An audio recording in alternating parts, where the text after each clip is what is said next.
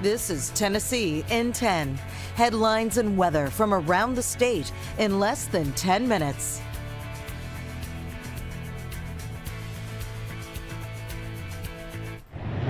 Good morning. I'm Amanda Hara at WSMV in Nashville. The father of a Titans football player is dead after a home exploded in North Carolina on Monday night. You're seeing some of the images of the aftermath here now.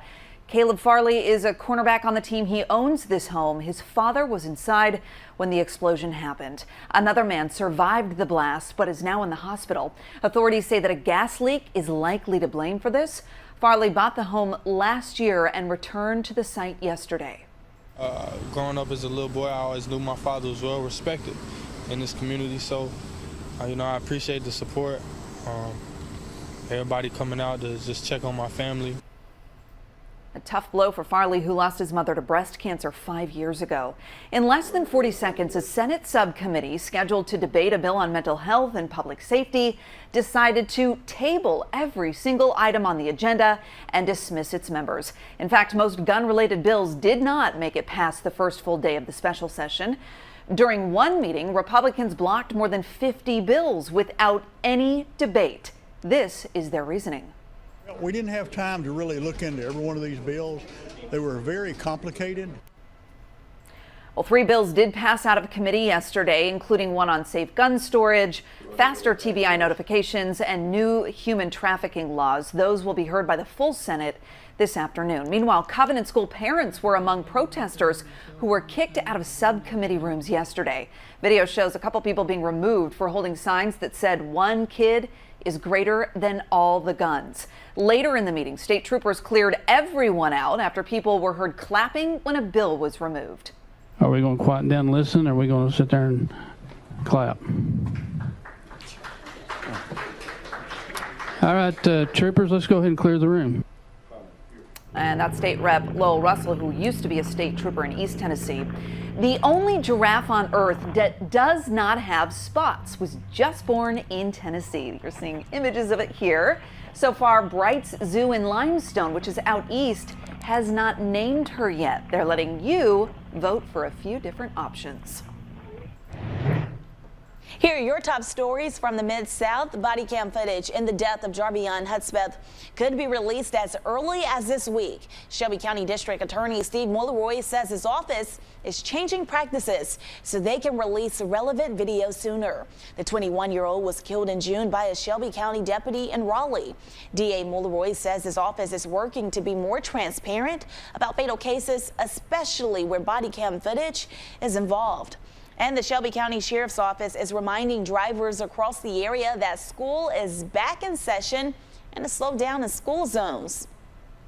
The price for speeding in a school zone can be anywhere between $250 to $1,000. To avoid a citation, make sure you slow down and prepare to stop when you see flashing yellow lights on a school bus.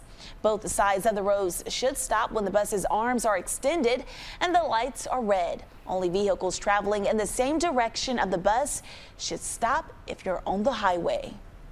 Regardless of the sign, if you see children walking, be a responsible driver. Be patient. I know oftentimes we're rushing in the morning trying to get to work, trying to drop our kids off at school. So sometimes, trying to go around the sign real quickly, it's a poor decision to make. Make sure to be proactive with safety and remind your children to look both ways before crossing the street at a bus stop. Those are your headlines from the Mid-South. Well, good morning. I'm Casey Wheelis in the WVLT newsroom. An exciting day on UT's campus. It is the first day of class for students at the University of Tennessee. This year, the university says it's seen their largest enrollment of students ever. More than 35,000 students are enrolled this semester. It's a couple thousand more than last year. I am super excited. I'm a little nervous because the first day always feels kind of like hectic, figuring everything out, but I'm really excited to get into my field and get into a smaller classroom so I can meet new people. Yeah, this year, the university also added 3 new colleges: the College of Public Policy and Public Affairs and the College of Music, and College of Emerging and Collaborative Studies. Well, it's known as the vine that ate the South, and now one East Tennessee brewery's turning the invasive plant into a cold drink. Crafty Brewing in Knoxville is introducing a new beer. It's featuring kudzu.